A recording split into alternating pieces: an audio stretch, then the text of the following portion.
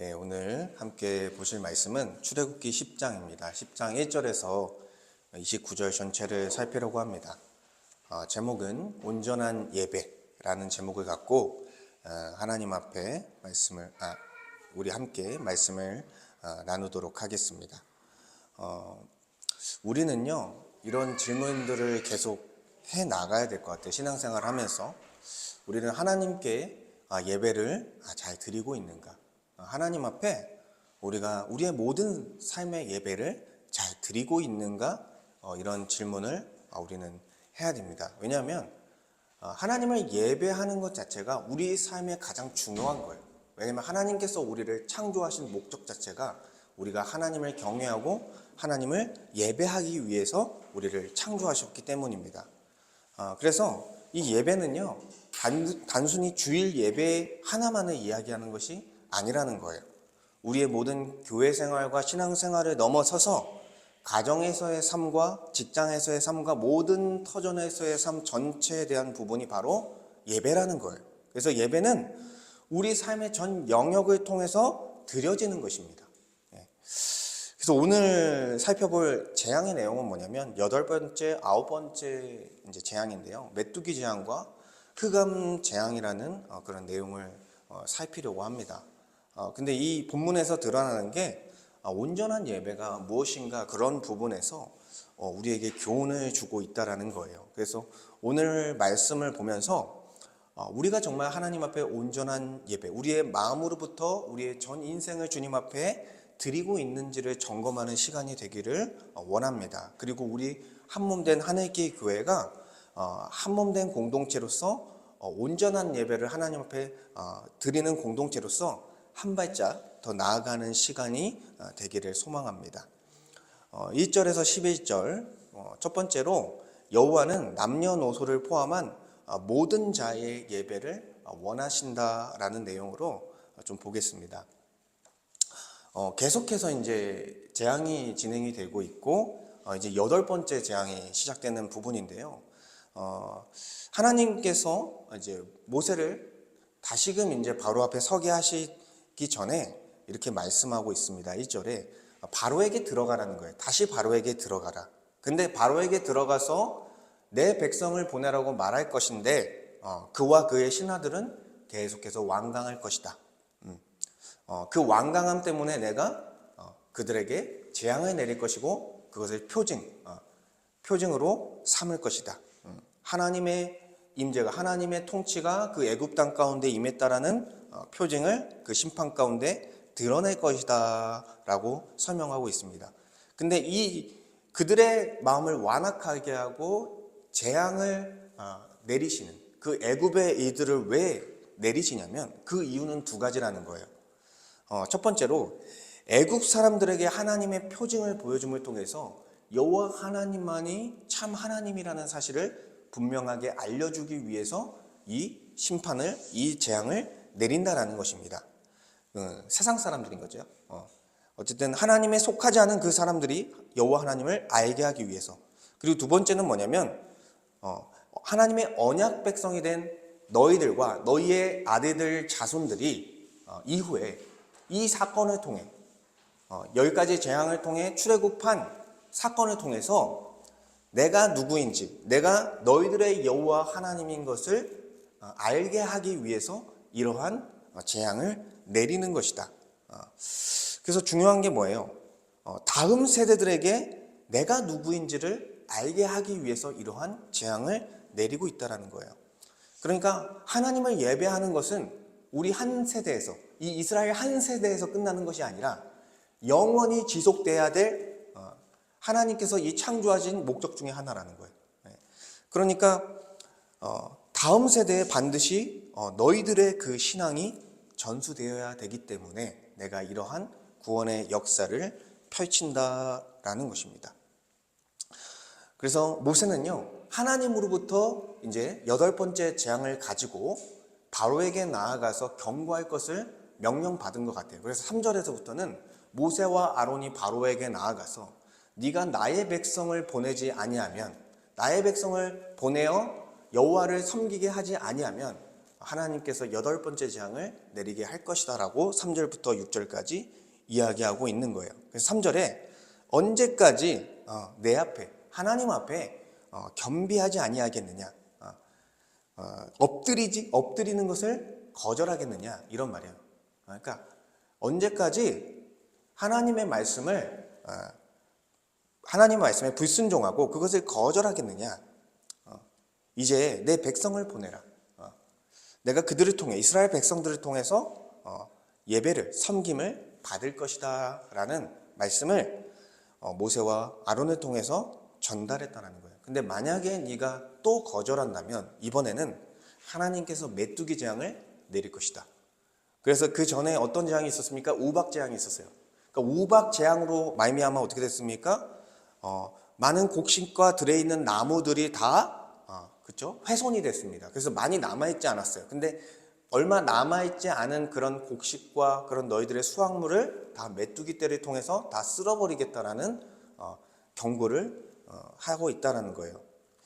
이 메뚜기 심판은요, 애굽의 역사상 한 번도 경험하지 못한 전례가 없는 재앙이 될 것이다라고 모세는 강하게 바로를 압박하고 있는 것입니다. 이것을 이제 바로와 바로의 신하들이 같이 들었겠죠. 그 왕궁에 있었으니까. 바로의 신하들이 바로보다 더 두려워하면서 반응하는 거예요. 7절에 보니까 그 사람들을 이제 보내시라는 거예요. 바로에게. 이제 우리가 지금 이러한 상황, 7가지 재앙을 통해서 이미 애굽 땅이 폐허가 됐습니까? 왕은 그것을 모르십니까? 그러니 모세와 아론, 그 이스라엘 백성들을 빨리 좀 보내십시오. 이 나라를 좀 살피십시오. 이런 말을 하고 있는 거예요. 더 이상 우리는 그 여호와 하나님의 심판에 더 이상 버틸 수 없다라는 것을 지금 바로의 신하들은 알게 되었고, 이것을 통해서 바로를 설득하고 있는 것입니다. 근데 바로는 그것에 대해서 어떤 반응을 하지 않습니다. 여전히 그들을 놓아주지 않으려고 하고요, 여전히 그들을 종 삼아서 계속해서 애굽의 부와 명예를 유지시키려고 하는 것입니다. 그래서 바로는요, 모세와 아론에게 8절에 묻는 거예요. 누가 가서 예배할 것이냐? 누구와 누구가 가서 예배할 것이냐? 이 말은 뭐냐면, 분명히 하나님께서 모세를 통해서 이스라엘 모든 백성을 보내서 예배하게 할 것이다라고 말씀했음에도 불구하고 일부만 가서 예배하도록 하기 위해서 이러한 질문을 던지는 거예요. 그래서 이에 대해서 모세는 명확하게 다시 한번 설명하는 거예요. 9절에 보니까 남녀노소와 양과 소 모두를 함께 우리가 데리고 갈 것이다. 하나도 빠뜨리지 않고 모든 사람, 어린아이부터 어른까지 남자와 여자를 막론하고 모든 사람을 데리고 가서 하나님을 섬길 것이다. 하나님을 예배할 것이다 라고 분명하게 바로에게 말했습니다. 근데 바로는 10절에 보니까 아이들은 안 된다는 거예요. 왜요? 아이들을 안 된다는 것은 아이들을 볼모로 잡겠다는 것입니다. 장정들이 떠나서 예배할지라도 결국 아이들이 있으면 돌아올 거다라는 생각 속에 바로는 술책을 지금 써서 그들이 도망가지 못하게 하려는 그런 꾀를 부리고 있는 것이죠. 그러나 이 참된 예배는요, 일부의 사람만 예배를 드리는 게 참된 예배가 아니라는 거예요. 남녀노소 모든 세대와 모든 공동체의 일원들이 함께 드리는 것이 하나님께서 자기 백성에게 원하시는 온전한 예배라는 것입니다. 그래서요, 하나님은 온 세대와 공동체가 함께 드리는 예배를 원하신다라는 거예요. 그래서 예배는 특정한 사람들만이 드리는 그런 것이 아닙니다. 모든 세대의 의무예요. 남녀노소를 막론하고 모두가 드려야 되는 것입니다. 모세가 장정만 가라 이렇게 제안했습니다. 모세가 장정만 가게 해라 이렇게 제안했는데 그렇게 할 수 없다라는 거예요. 하나님은 남녀노소, 자녀, 가축까지 모든 것을 포함해서 공동체적인 예배를 원하시고 우리 교회에게, 이 이스라엘 백성들에게, 그리고 교회에게 요구하고 있다라는 것입니다. 그리고 이 예배는요, 결국 온 세대가 함께 드리는 예배는 다음 세대에게 신앙을 물려주는 역할을 해준다라는 거예요. 장정들만 가서 예배할 것이 아니라 그 자녀들도 함께 예배를 드려야 된다라는 것입니다. 왜요? 예배를 통해 하나님을 알게 되는 거예요. 예배를 통해서 하나님을 경배하는 것을 또 배우게 되는 것입니다. 그래서 온 세대가 예배를 드려야 된다는 것이죠. 에베소서 2장 18절을 보니까 이는 그로 말미암아 우리 둘이 한 성령 안에서 아버지께 나아감을 얻게 하려 하심이라. 아멘. 무슨 말씀이냐? 이방인 그리스도인들과 유대인 그리스도인들이 이제는 그리스도 안에서 하나가 됐습니다. 이제 더 이상 원수가 아니라는 거예요. 그리스도의 십자가의 은혜로서 우리의 막힌 담이 헐어졌고 한 그리스도 안에서 한 성령 안에서 아버지 앞에 나아감을 얻게 됐다라는 것입니다. 그러니까 하나님께서 받으시는 예배는 뭐냐면 개인이들이 혼자 드리는 예배가 아니라 한 몸된 한 가족된 공동체가 한 성령 안에서 아버지께 나아감을 얻는 그러한 예배를 하나님은 받으신다라는 거예요. 그러니까 교회는 모든 세대가 함께 하나님을 예배하는 공동체가 되어야 한다라는 것입니다. 그래서 여기 2절에 보면 다시 2절에 보면 내 아들과 내 자손의 귀에 전하기 위함이라 이렇게 말씀하고 있어요. 그러니까 먼저는 이 예배를 통해서 신앙 전수의 그런 부분이 있다라는 것입니다. 근데 이 신앙 전수의 부분도요, 두 가지 부류로 나눌 수 있어요. 먼저는 교회의 가정들에서 태어난 자녀들에게 신앙을 전수하는 문제입니다. 그것은 결국 그 부모가 가정 예배를 통해서 하나님을 예배하게 하고 또한 그 안에서 말씀으로 가르치며 하나님을 알게 해야 되고요. 또 교회의 모든 지체들은 어떻게 해야 돼요? 교회의 자녀들을 나의 자녀처럼 여기면서 그들이 하나님을 예배하는 자로 설 수 있도록 사랑해주고 또한 하나님의 말씀을 가르쳐주고 그들이 설 수 있도록 함께 돕는 것이 바로 아름다운 교회의 모습이라는 것입니다. 그리고 또 신앙을 전수해야 되는 사람들이 있다는 거예요. 그 사람들은 어떤 사람이냐면 하나님께서 교회를 형성하실 때 이 지상의 교회를 형성하실 때 예수를 믿는 자들도 있는가 하면 예수를 믿기 전에 예비된 구도자로서 그런 사람들도 교회 안에 함께 속해 있다라고 하나님께서 설명하십니다. 그러니까 교회에는 예수를 믿는 자들과 예수를 믿기 전이지만 믿기 전의 과정 가운데 있는 구도자들이 함께 섞여 있다는 거예요. 그럼 영적으로 본다면 그 구도자들은 영적으로는 어린아이와 같은 사람들입니다. 그러니까 그 사람들이 아직 예수를 모르고 예수를 영접하지 아니한 것이죠. 그렇기 때문에 어떻게 해야 합니까? 교회에서는 계속된 사랑과 양육과 섬김이 그들에게 필요한 거예요. 그래서 예수 그리스도의 사랑으로서 그들을 섬기고요. 그들을 온전하게 하고요. 그들이 하나님의 말씀을 배울 수 있게 하고요. 예배에 참여할 수 있도록 우리는 독려하며 우리는 함께 해야 된다는 것입니다. 그게 어떤 목회자나 한 리더의 책임이 있는 게 아니에요. 온 교회의 책임이 있는 것입니다. 그래서 온 교회가 그 일에 동참해야 된다는 것이죠. 그렇기 때문에 어떻게 보면은 이 예배, 아직 예수를 믿지 않는 자들이지만 예배에 참여하게 하는 것은 매우 이제 중요하다라는 것입니다. 특별히 한 가지 좀 더 얘기를 드리면요. 자녀들이 어느 정도 컸을 때 반항하는 시기가 올 수 있다는 거예요. 예배에 잘 참석하다가 사춘기가 오면 더 이상 예배를 내가 드리고 싶지 않다. 그리고 더 이상 교회 생활을 하고 싶지 않다라고 하면서 부모에게 반발하는 경우가 있습니다. 그런데 선택의 자유를 주면서 그냥 내버려 두면 안 된다는 거예요. 왜요?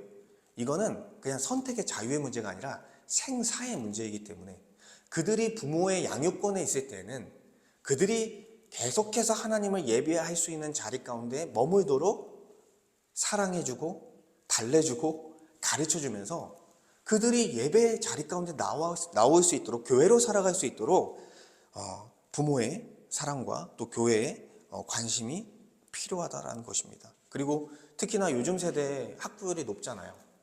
그러니까 특히나 고3이 됐을 때 예배를 드리지 않는 학생들을 많이 보게 됐던 것 같아요. 근데요, 고3이기 때문에 주일에 나오지 않고 교회 생활을 하지 않는 것은요, 결국 그 자녀의 신앙을 완전히 송두리째 망가뜨리는 거예요.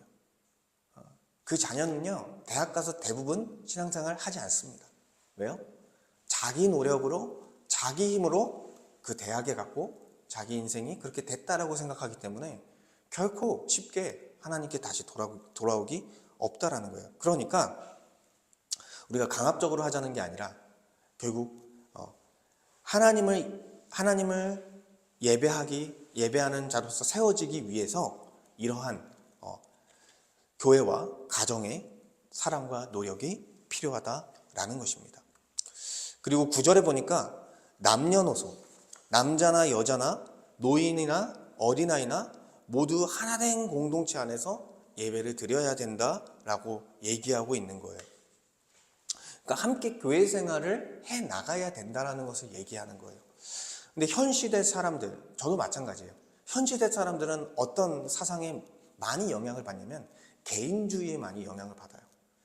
그러니까 개인주의에 영향을 받다 보니 신앙의 모습이 어떻게 흘러가냐면 개인주의적인 신앙생활, 예배생활로서 머무르게 된다는 거예요. 많은 상당수의 신자들이 이러한 모습 속에서 신앙생활을 한다는 거예요. 그럼 어떻게 됩니까? 나의 신앙이 중요한 거예요. 내가 드리는 예배만이 중요한 거예요. 그러다 보니까 어떻게 돼요? 내 옆에 있는 지체들이 잘 예배를 드리는지, 우리 교회 공동체가 잘 세워져 가고 있는지에 대한 관심이 약해지는 거죠. 떨어지게 되는 거죠. 결국 그랬을 때 어떻게 되겠습니까? 교회 전체 공동체는 약화되는 거예요. 그리고 교회 전체는 분열이 되는 것입니다. 하나님께서 그리스도 안에서 하나 되게 하신 그 은혜를 결국은 우리는 반대되게 살아가는 것이죠. 그리고 함께 연결되어 함께 성전으로 지어간다라는 하나님의 말씀을 우리는 거역하는 것입니다. 그래서 우리는요, 개인적인 그 신앙에 빠져있는, 개인주의 신앙에 빠져있는 그 모습들에서 우리는 돌이켜야 된다라는 거예요. 결국에는 우리 자신을 어떻게 인식해야 되냐면 교회적 존재라고 우리를 인식해야 돼요. 우리가 예수 믿기 전에는 죄와 사망의 권세에서 살아가기 때문에 개인적 존재로 살았습니다. 내가 스스로 나를 보호해야 됐고 내가 스스로 내 삶을 살아가야 됐었어요. 근데 예수를 믿고 나서는 우리는 교회 안, 그리스도 안이라는 그 틀 안에 들어가서, 연합 안에 들어가서 우리는 공동체적 존재, 교회적 존재가 되었다라는 거예요. 그렇기 때문에 우리의 존재가 교회라는 것을 인식하고 살아가는 것입니다. 우리를 한 몸으로 지었으니 한 몸으로 회복시킨 교회로서 우리는 살아가야 된다는 것을 믿는 거예요. 근데 여러분, 이러한 개인주의 신앙에서 벗어나서 교회적인 삶을 살면서 그러한 신앙으로 나아가는 게 왜 어렵냐면 우리의 자아를 계속해서 부인해야 되기 때문이에요. 교회 안에 깊숙이 들어와 더 신앙생활을 하면 할수록 어떻게 해야 됩니까? 나의 자아를 꺾어야 돼요.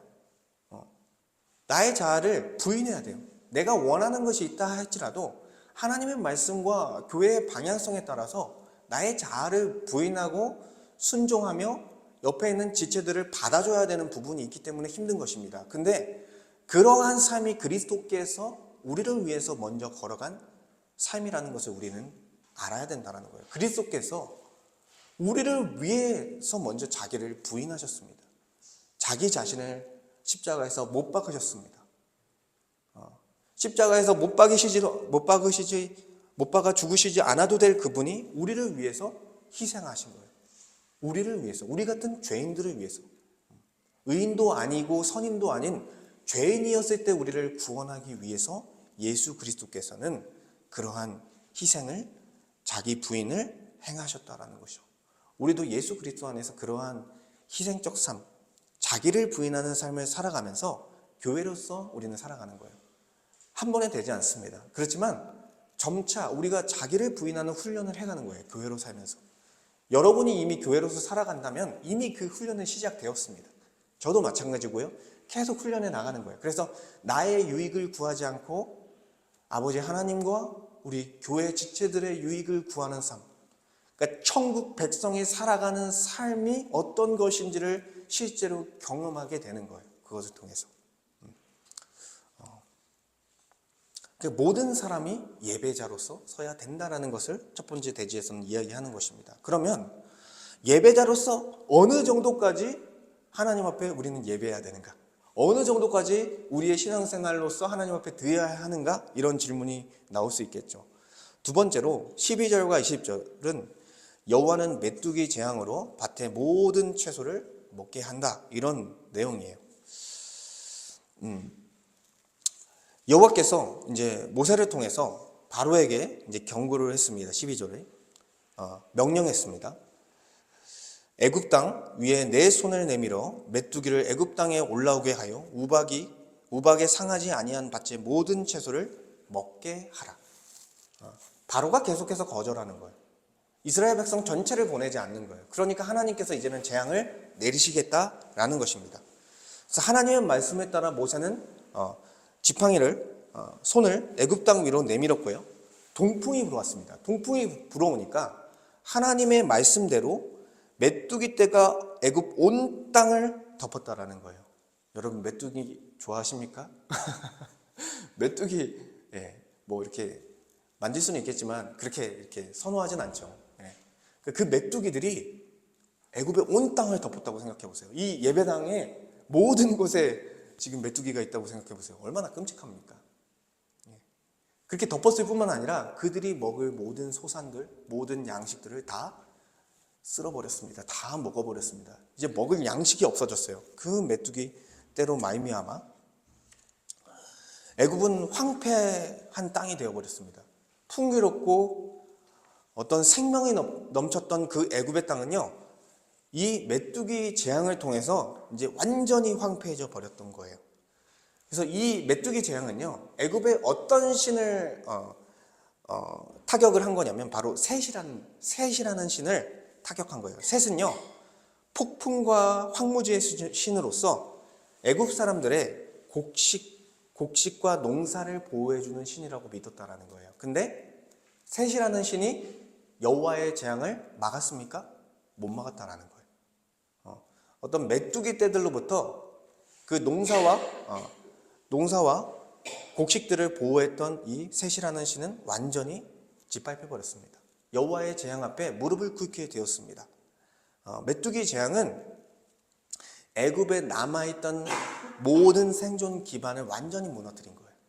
더 이상 일어설 수 없을 정도로 완전히 무너뜨린 것입니다. 그들이 자랑했던 풍요와 그들이 자랑했던 안정감을 완전히 잃어버리게 됐다는 거예요.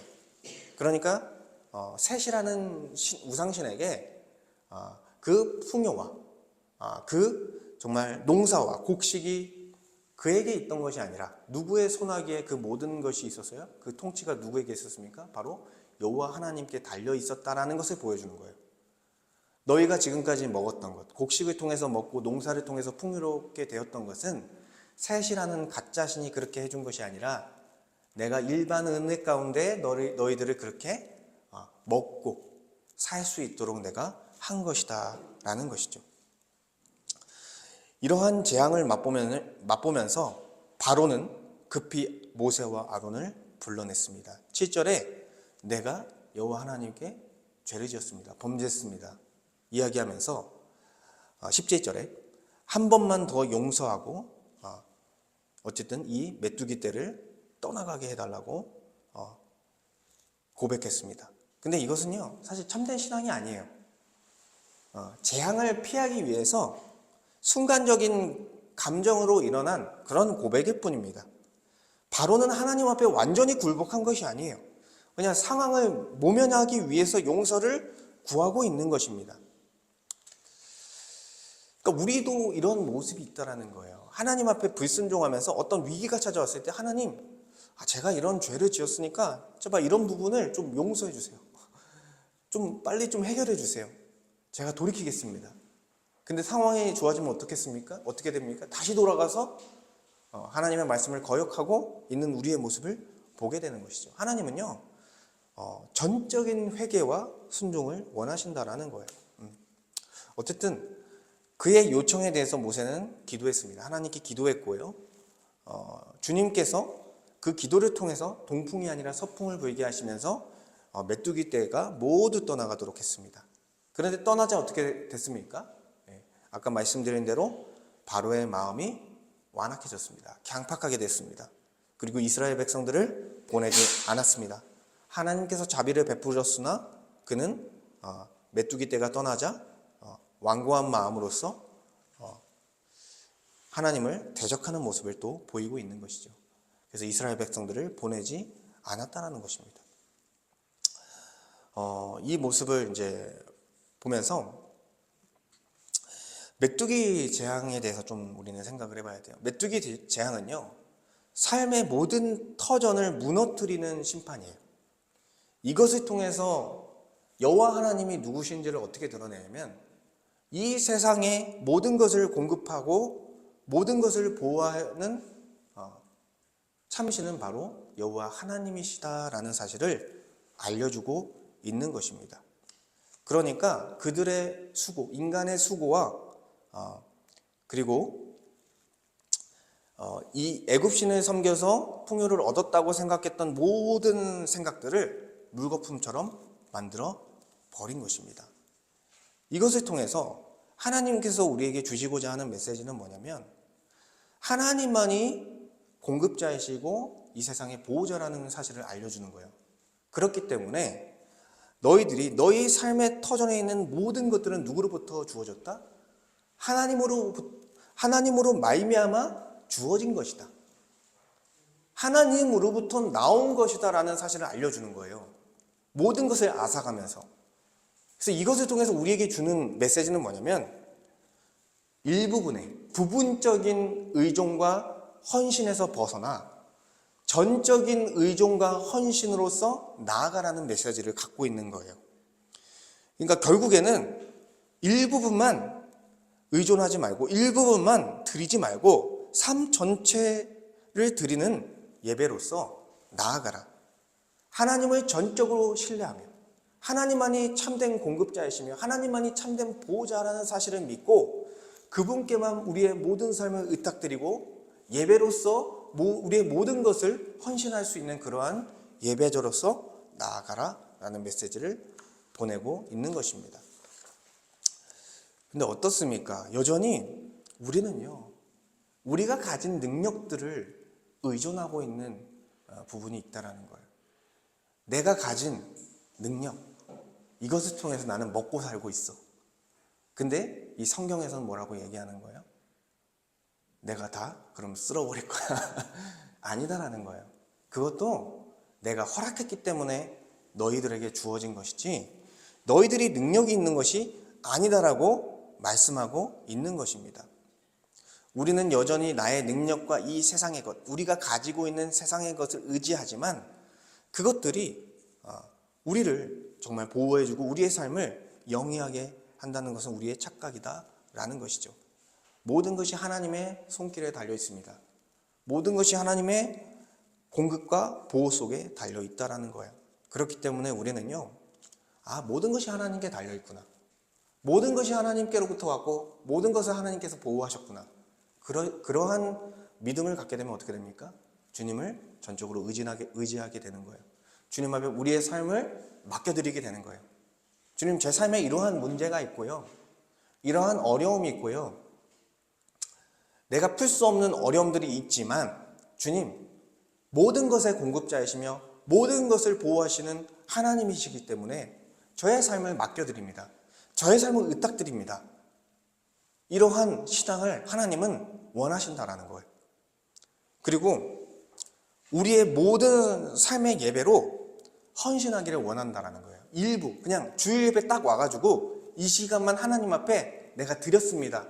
내가 정한 물질만 드렸습니다. 이 정도 수준이 아니라 내가 가진 하나님께서 우리에게 주신 시간과 물질과 모든 삶의 우리의 자원들을 가지고 우리의 모든 에너지를 하나님 앞에 드리는 그러한 헌신을 하나님은 원하신다라는 것입니다. 11조는요 어떤 의미가 있냐면 그냥 10분의 1만 떼서 하나님 앞에 드리는 게 아니에요. 뭐예요? 하나님께서 주신 모든 것이 하나님으로부터 말미암아 왔다라고 고백하는 신앙에서 드리는 게 11조인 거예요. 그러니까 이거는 모든 것이 하나님께로부터 주어졌다라는 신앙을 가지고 하는 행위라는 것입니다. 이처럼 우리는요 우리의 것들이 다 하나님으로부터 왔으며 그렇기 때문에 이것은 하나님께서 다 받으셔야 된다라는 신앙을 우리는 가져야 된다라는 것입니다. 그래서 우리에게 많은 것들이 주어져 있어요. 저에게도 많은 것들이 주어져 있습니다. 그래서 우리의 시간이 주어져 있고요. 우리의 물질이 주어져 있고요. 우리의 모든 자원들이 주어져 있어요. 그것들을 주를 예배하는 삶으로서 사용하라는 것입니다. 그러니까 모든 것을 사용하는 방식은 어떻게 사용하냐? 우리가 교회로 살아갈 때 시간을 투자해야 됩니다. 그렇죠? 교회로 살아가려면 우리의 예배를 지키기 위해서, 우리 공동체를 지키기 위해서 우리의 시간을 써야 돼요. 우리의 물질을 써야 돼요. 우리의 자원들, 우리의 에너지를 써야 돼요. 근데 모든 것을 쓸 수는 없잖아요, 교회에. 그러니까 그것만을 얘기하는 것이 아니라 여러분들의 삶의 영역에서 하나님 앞에 드려지는 방식을 택하라는 거예요. 그러니까 여러분이 살아가는 삶의 영역은 어디 있습니까? 가정이 있죠. 직장이 있죠. 그리고 그 외에 많은 다양한 삶의 터전들이 있을 거예요. 근데 거기서 어떻게 하라는 거예요? 여러분에게 주어진 시간과 물질과 모든 자원들을 하나님이 원하시는 뜻과 방법대로 사용하고 그 뜻대로 어쨌든 써서 그것이 바로 하나님 앞에 드려지는 방식이라는 것입니다. 그러니까 우리가 우리에게 주어진 것들을 나의 탐욕과 나의 쾌락을 위해서 그렇게 소비하는 것이 아니라 하나님께서 영광을 받으시고 또한 나와 함께 있는 자들이 또한 유익을 얻을 수 있는 방향으로서 우리는 우리에게 주어진 것들을 사용하고 드리는 거예요. 그게 바로 하나님께 드리는 거예요. 교회에게 다 드리는 말이 아니에요. 우리의 삶을 통해서 하나님께서 받으시는 방식이 그렇다라는 것입니다. 그러니까 우리는 자기를 위해서 하나님이 주신 것을 쓰는 것을 멈춰야 되는 거예요. 저도 여전히 있습니다. 그렇지만 계속해서 회개하는 거예요. 하나님이 주신 시간 허투루 쓰지 않겠습니다. 주님을 위해서 나와 함께 있는 사람들을 위해서 잘 쓰겠습니다. 주님이 주신 물질 나만을 위해서 나의 어떤 그런 허영을 위해서 쓰지 않겠습니다. 하나님을 위해서 내 옆에 있는 지체들, 내 옆에 있는 가족들, 나와 함께 있는 자들이 함께 그것을 통해서 유익을 누릴 수 있도록 내가 쓰겠습니다. 어떤 것, 내가 가지고 있는 지식, 내가 가지고 있는 지위, 어떤 거라 할지라도 하나님이 주신 거라 한다면 하나님과 또한 나와 함께 있는 사람들을 위해서 사용하는 것이 결국엔 뭐예요? 하나님께 우리의 예배를, 삶의 예배를 드리는 모습이다 라고 할 수 있는 거예요. 그래서 우리는 이러한 순종의 싸움을 해나가는 거예요. 우리의 이러한 순종의 훈련을 계속해서 해나가는 것입니다. 근데 제가 말한 것들이 매우 거창하죠. 모든 예배자들이 모든 삶의 모든 것들을 하나님 앞에 드리는 방식 매우 거창합니다. 어려워 보입니다. 그럼 우리가 형식적으로가 아니라 정말 우리 마음에서부터 비롯돼서 어떻게 이러한 삶의 예배, 모든 온전한 예배를 하나님 앞에 드릴 수 있을까? 바로 21절과 29절을 통해서 조금 우리에게 알려주시고 있는데요. 여호와는 흑암을 애굽에 내리고 자기 백성에게 빛을 주신다라는 내용이에요. 여호와께서 이제 9번째 재앙은 그냥 바로 진행이 됩니다. 손을 하늘로 향하여 내밀라 하셨습니다. 그 말씀대로 하자 어떻게 됐습니까? 애굽의 온 땅이 앞이 보이지 않을 정도로 흑암이 거하게 됐다. 머물게 됐다. 며칠 동안이나? 3일 동안이나 사흘 동안 덮이게 되었다. 사람들이 서로 볼 수 없었다. 자기 자리에서 일어날 수도 없을 만큼 그리고 완전한 그 어둠 속에 갇히게 되었다라는 거예요. 근데 그것과 대비되게 23절에 보니까 온 이스라엘 자손들이 거주하는 곳에는 빛이 있었더라. 어떤 방식으로 빛이 있었는지는 모르겠으나 하나님의 말씀에 따르면요, 고센 땅에 머무르고 있는 자기 백성인 이스라엘 백성에게는 빛을 통해서 그들을 보호해 주시고 그들이 계속해서 동일한 일상을 살 수 있도록 은혜를 베풀어 주셨다라는 거예요. 이 흑암의 권세를 통해서 애굽 땅 전체를 어둡게 한 거는요, 바로 애굽의 최고 신인 라라는 신이 있어요. 라. 이 신을 정면으로 무너뜨린 거예요. 태양신 라는 그 빛을 통해 어쨌든 애굽 전체가 숭배했던 최고 신이었습니다. 근데 그 라를 이 암흑의 재앙을 통해서 완전히 무너뜨리고 하나님 앞에 굴복시킨 거예요. 그래서 이 어둠의 상태는 뭘 의미하냐면 하나님의 임재가 떠난 상태를 의미하는 거예요. 그리고 죄와 심판의, 죄와 사망의 권세 아래 있다라는 것을 상징하는 거예요. 반면에 빛은 뭘 상징합니까? 하나님의 백성이라는 증표를 보여주시고요. 장차 이후에 오실 예수 그리스도 안에서 생명의 빛을 얻은 자들의 그런 모습을 예표하는 것입니다. 그러니까 결국에는 이 암흑 재앙 아래에 있는 사람들은 결국 하나님을 대적한 심판받을 죄인들이며, 그리고 빛 가운데 있는 사람들은 하나님께서 구별하신 하나님의 백성들이다라고 할 수 있는 것이죠. 흑암의 두려움에 바로는 눌려버렸어요. 그래서 이 바로는요, 모세에게 이제는 타협을 시도합니다. 24절에 보니까 여호와께 가라, 이제 여호와를 섬겨라, 어린아이도 다 데려가라, 남녀노소를 막론하고 다 데려가라. 그런데 양과 소는 두고 가라, 너희들의 제사는 두고 가라 라는 거예요. 조금이라도 그들이 가져가지 못하도록, 그리고 그들이 먹을 식량이죠. 이것들이 식량일 수도 있고 어떤 예배하기 위해서 사용하는 것들인데 그것을 하지 못하게 바로는 마지막까지 이러한 꾀를 부리고 있는 것입니다. 근데 모세는 어떻게 합니까? 26절에 보니까 한 마리도 남기지 않을 것이다. 다 가져가야 된다. 그것을 하나님이 원하신다. 하나님께서 우리에게 무엇을 원하시는지 모르기 때문에, 어떤 것을 우리가 드려야 할지 모르기 때문에 이 가축들을 다 가져가야 된다. 그래서 이것을 통해 하나님을 예배해야 된다라고 얘기하는 것입니다. 그러니까 예배는요, 모세가 생각하는 예배는 부분적인 헌신이 아니에요. 뭐예요? 전적인 헌신이에요. 우리의 모든 것을 드리는 헌신이에요. 그래서 예배하는 사람은 삶의 전체, 삶의 모든 자원, 삶의 모든 시간을 드리는 것입니다. 그러나 이 바로는요, 어떻게 합니까? 마음이 다시 완강해져서 끝까지 완강해질 거예요. 바로는 결국 모세에게 너는 다시 내 얼굴을 보지 말라. 이제 너를 상대하지 않겠다. 이제 너를 보기 싫다. 그만 와라. 이렇게 말합니다. 근데 모세는 어떻게 합니까? 당신의 말대로 될 것입니다. 내가 다시 당신을 보지 않을 것입니다. 그리고 이제 마지막 심판만을 남겨두고 있는 거예요. 마지막 심판만을. 다음 주에 하겠지만 결국에는 하나님은 온전한 예배를 받으시기 위해서 어떠한 타협도 허락하지 않으셨다라는 거예요. 바로가 그러한 타협을 했지만 어떠한 타협도 허락하지 않고 하나님은 전적인 예배를 받으시기를 원하셨다라는 것입니다. 근데 이 흑암 사건을 통해서 우리가 좀 더 깊이 좀 살펴봐야 될 부분은 뭐냐면, 흑암 재앙을 받는 애굽 땅과 또한 하나님께서 구별하여 빛으로서 보호하신 그 고센 땅의 대조를 통해서 하나님은 예수 안에서 흑암에서 빛으로 옮겨진 자들에게 복을 주셨고요, 은혜를 주셨고요, 그리고 그들에게만 예배를 드릴 수 있는 특권을 주셨다라는 거예요.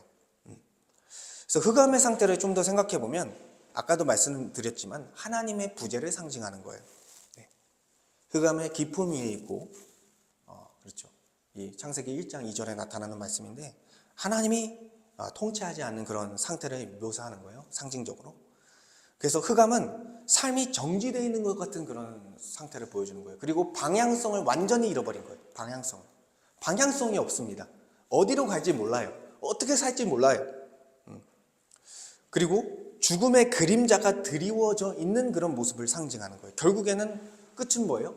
끝은 사망으로 가고 있다는 것을 보여주는 그런 모습이 흑암이다라는 것이죠. 하나님의 임재가 없는 죄인의 본질적인 그런 상태를 설명해 주는 거예요. 반면에 이스라엘에게는 빛이 임했고요, 구별된 은혜가 주어졌습니다. 이것은 예수 그리스도를 예표하는 거예요. 그래서 요한복음 8장 12절에 보면 예수님을 어떻게 소개합니까? 나는 세상의 빛이라. 나는 빛이고 내가 빛의 자녀들을 구원할 것이다. 이렇게 말씀하시는 거예요. 그러니까 이 세상은 어둠인데 빛이신 예수 그리스도께서 오셔서 그분을 통해서 빛 가운데 거하실 수 있는 은혜를 우리에게 주셨다라는 것입니다. 근데 이게 그냥 주어진 게 아니에요. 우리에게 빛에 거하는, 구원 속에 거할 수 있는 은혜가 그냥 거저 주어진 게 아니라 예수님께서 흑암의 재앙을 먼저 받으셨습니다. 이게 이제 어디서 나타나냐면 십자가에 달린 예수님의 모습을 통해서 이제 나타납니다. 그 묘사를 보면은 마태복음 27장 45절을 보면 십자가에 달린 채로 제6시로부터 온 땅에 어둠이 임하여 제9시까지 계속되더니, 그러니까 제6시는 오후 3시 정도가 된 거예요. 오후 3시부터 오후 6시까지 흑암의 재앙이 내려졌다. 여기 출애굽기에서는 3일이지만 3시간. 어쨌든 상징적으로 결국에는 이것은 뭘 의미하는 거예요? 우리가 받아야 될 죄의 저주를 거룩하신, 의로우신 우리 주 예수 그리스도께서 대신해서 우리의 저주를 대신해서 다 십자가 위에서 받으셨다. 우리를 향한 형벌을 대신해서 다 받으셨다. 그리고 빛으로서 우리에게 오셔서 우리가 어둠 가운데 거하는 것이 아니라 빛 가운데 거할 수 있는, 구원 안에 들어갈 수 있는 은혜를 허락하셨다라는 것입니다. 그렇기 때문에 우리는 이 은혜를 아는 자는 어떻게 되는 거예요? 온전한 예배로서 나아갈 수 있게 되는 거예요. 우리의 마음에서부터, 자발적인 마음에서부터 하나님을 참되게 예배할 수 있는 그런 모습으로 우리는 바뀌어지는 것입니다. 그래서 우리는 여전히 우리의 인생 가운데, 우리의 삶의 영역 가운데 흑암의 권세 아래 놓여 있는 부분들이 있을 수 있다라는 거예요. 우리가 예수를 믿고 구원은 받았지만 여전히 사단의 유혹을 받고 죄 아래 머물러 있는 우리의 모습들이 있다라는 것입니다. 탐욕과 쾌락을 쫓아 널브러진 추잡한 우리의 삶이 있을 수 있다라는 거예요. 그 삶은 어떤 모습이에요? 생명이 정지되어 있는 것 같은 모습이고요. 죽음의 그림자가 드리워져 있는 것 같은 그런 모습을 하고 있습니다. 우리의 어떤 삶의 영역은요. 그것들을 하나님께서는 돌이키길 바라시는 거예요. 어떤 일부의 삶이라 할지라도 어둠에 매여있는, 흑암에 매여있는 우리의 삶을 하나님께서는 거기서 돌이키시길 원하는 거예요. 어떤 방식으로? 빛으로 오신 예수 그리스도의 그 십자가 복음을 통해 우리를 빛 가운데 거하게 하시는 예수 그리스도의 이 복음을 통해 우리가 다시 회복되어지는 삶으로 가기를 원하신다라는 거예요. 우리가 할 수 없어요. 하나님의 말씀과 복음을 통해 가능한 거예요. 하나님의 말씀과 복음을 통해 우리의 삶을 들여다보게 하고요. 우리의 삶에 추잡한 그 모습들을 경멸하게 만드는 거예요. 내가 예수를 믿는데 이런 삶을 살아? 내가 예수를 믿고 예수께서 우리에게 이러한 은혜를 주셨는데, 나 같은 죄인을 위해서 이러한 형벌 대속적 죽음을 죽으셨는데 내가 이러한 삶을 여전히 살아가? 내가 여전히 이러한 흑암 가운데 머물러 있어? 죄를 미워하게 되는 거예요.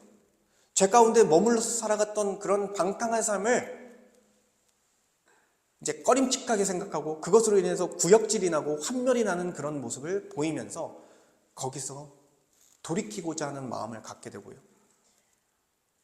하나님의 뜻대로 하나님이 원하시는 삶을 내가 살기를 원한다는 그런 마음을 가지고 하나님께서 기뻐하시는 삶을 찾아서 우리의 삶을 정상적인 위치로 놓이게 만드는 것입니다. 그걸 어떻게 가능하게 한다는 거예요? 빛으로 오신 우리 주 예수 그리스도, 우리에게 십자가의 은혜로 주신 그 은혜를 통해 가능하다는 거예요. 여러분, 근데 그거의 시작은 바로 예배입니다. 예배를 통해 하나님의 말씀을 듣고요. 예배를 통해서 예수 그리스도의 임재를 우리가 경험하면서 그 십자가의 은혜를 더 밝히 우리가 우리의 영적인 눈으로 봄을 통해서 우리의 어두워졌던 그 흑암의 모습들이 다 거두어지고 흑암이 사라지고 빛 가운데 거하는 삶으로서 점차 나아가게 되는 거예요. 그래서 이 주일 예배가 매우 중요합니다. 한 몸으로서 우리가 드려지는 이 주일 예배가 매우 중요한 거예요. 그리고 이 예배를 통해서 여러분의 모든 삶의 영역이 어둠 가운데 있던 그런 모습들이 빛을 통해서 어둠이 물러가고 하나님의 말씀에 따라 살아가는, 하나님께 우리의 온 예배가 온 모든 삶이 드려지는 그런 온전한 예배의 삶의 예배로서 변화되어져 간다라는 것입니다. 여러분, 그 삶이 가장 복된 거예요. 가장 행복한 거예요. 내 탐욕을 채우고 내 쾌락을 채우고 살아가는 것이 행복한 게 아니라 하나님의 뜻에 합당하게 살아가는 나의 현재의 삶이 우리에게 행복감을 주는 거예요. 그리고 그것이 결국 하나님께서는 이것보다 더 온전한 영생을 우리에게 주겠구나라는 기대와 소망을 품게 하며 마지막 날 그 재림을 소망하며 나아가게 한다라는 것입니다. 우리는요, 오늘 본문을 통해서 이러한 질문들을 던져야 돼요. 누구까지 예배자인가? 누구까지 예배자인가? 성경은 어떻게 대답해요? 나뿐만 아니라 우리 공동체 전체가 예배자가 되어야 된다. 우리 집안 전체가 예배자가 되어야 된다. 나한테만 집중하는 것이 아니라 옆에 있는 사람 돌보면서 함께 교회를 세우고 옆에 있는 사람들이 함께 예배자로 세워질 수 있도록 우리는 사랑과 또한 헌신으로서 섬겨가야 된다라는 것입니다. 그리고 자기 부인을 통해서 그러한 교회적 삶을 살아가야 된다. 그리고 어느 정도까지 하나님을 의존하고 하나님께 헌신해야 됩니까? 모든 삶, 우리의 모든 삶을 하나님께 의존해야 된다. 모든 것의 공급자이시고 모든 것의 보호자이신 하나님께 우리는 우리의 모든 것을 의존해야 된다. 그리고 하나님께서 주셨기에 모든 것을 헌신하며 드려야 된다. 교회에게 또한 우리의 삶의 모든 영역에서 하나님의 뜻에 합당하게 삶을 통해서 하나님 앞에 삶의 예배로 우리의 모든 것을 드려야 된다. 그리고 우리가 어떻게 형식적으로가 아니라 온 마음을 다해서 하나님을 예배할 수 있는가? 바로 빛으로 오신 우리 주 예수 그리스도의 은혜를 통해서. 나 같은 자를 위해서 흑암의 재앙을 받으신 예수 그리스도의 형언할 수 없는 십자가 사랑으로 말미암아 우리는 온전한 예배로 나아갈 수 있다라는 것입니다. 우리가 오늘 말씀을 생각하며 우리의 예배에 개혁이 있길 원합니다. 우리의 예배에 회개가 있길 원합니다. 하나님, 우리가 온전한 예배를 드리기 원합니다. 정말 개인주의에 빠져있던 우리의 그런 신앙에서 벗어나 아버지가 원하시는 온 세대가, 모든 공동체가 함께 드려지는 그런 예배로서 우리가 드리길 원합니다. 또한 우리는요, 하나님께 모든 것을 의존하는 자로서 하나님을 예배하기 원합니다. 또한 하나님께서 모든 것을 주셨으니 하나님께서 하나님께 모든 것을 헌신하는 예배로서 전적인 예배를 드리기 원합니다. 일부만 의지하고 일부만 헌신했던 그 모습들을 회개하고 우리의 모든 것을 주께 드리는 예배로 나아가길 소망합니다. 우리의 힘으로, 우리의 노력으로는 할 수 없습니다. 빛으로 오신 우리 주 예수 그리스도의 은혜를 붙들음을 통해서 흑암의 권세 아래 있던 자들을 빛 가운데 거할 수 있게 하신 예수 그리스도의 은혜를 통해서 우리를 건져주셨으니 그 은혜로 말미암아 감사함으로 그 은혜 앞에 예배할 수 있는 자가 되게 하여 주시옵소서. 이렇게 말씀을 생각하면서 하나님 온전한 예배를 드릴 수 있는 우리와 우리 교회가 될 수 있게 하여 주시옵소서. 함께 기도하겠습니다. 아버지 하나님 감사합니다. 아버지, 오늘 말씀을 통해서 우리의 예배를 돌아보게 하시고 우리가 참되게 온전한 예배를 드리지 못했던 죄들을 보게 하시니 감사합니다. 아버지 하나님, 우리가 개인주의 신앙에 빠져서 아버지 나의 신앙을 더 중요하게 생각하며 나의 신앙생활만을 정말 중요하게 생각했던 그런 모습들이 있습니다. 그리하여 옆에 있는 지체들의 관심을 갖지 않고 또한 우리 교회 전체의 모습에 관심을 기울이지 않고 교회가 약하여지고 또한 교회가 분열되는 모습을 또한 초래할 수 있다는 사실을 말씀을 통해 보게 되었습니다. 아버지 하나님, 남녀노소를 막론하고 아버지 하나님, 주님, 남자나 여자나 노인이나 어린아이 모두가 하나님께 예배드리는, 정말 모두가 예배자가 되어서 하나님을 예배해야 된다는 하나님의 말씀처럼 우리 온 교회가 예수 그리스도 안에서 하나가 된 존재로서 한 성령 안에서 하나님 앞에 나아감을 얻는 은혜가 있게 하여 주시옵소서. 주님, 또한 우리가 일부분만 주님을 의지했고 일부분만 주님께 헌신했다 한다면 우리가 그것들에서 돌이키기 원합니다. 하나님께서 모든 것의 공급자이시며 하나님께서 모든 것을 보호해 주신 주님이라는 사실을 보게 하여 주시옵소서. 아버지 하나님, 주님께서 모든 것을 주셨사오니 주님 모든 것을 주신 하나님께 우리의 모든 삶을 의탁드리기 원합니다. 주님 앞에 우리의 모든 것들을 주님 의존하기 원합니다. 아버지, 우리의 삶을 받아주시옵소서. 아버지, 주님께서 주셨사오니 이 모든 것을 주님 앞에 드리기 원합니다. 정말 우리의 온전한 헌신이 있는, 완전한 헌신이 있는 예배로서 주님 앞에 예배를 드리기 원합니다. 주의 예배를 시작으로 삶의 예배로서 하나님 앞에 모든 삶을 드리기 원하오니 아버지, 이 예배의 삶으로 나아가게 하시고 이 예배의 삶으로 초청하여 주시고 아버지 하나님, 나의 탐욕과 나의 쾌락을 위해서 주님이 주신 것을 사용하는 그런 어리석은 삶을 사는 것이 아니라 하나님이 주신 것으로 말미암아 하나님을 예배하고 또한 나와 함께 있는 자들을 주님 복되게 하는 그런 인생을 살게 하여 주시옵소서. 아버지 하나님께서 은혜를 주셨사오니 주님 그렇게 하여 주시옵소서. 우리의 힘과 우리의 노력으로 할 수 없습니다. 빛으로 오신 우리 주 예수 그리스도 안에 거하게 하여 주시옵소서.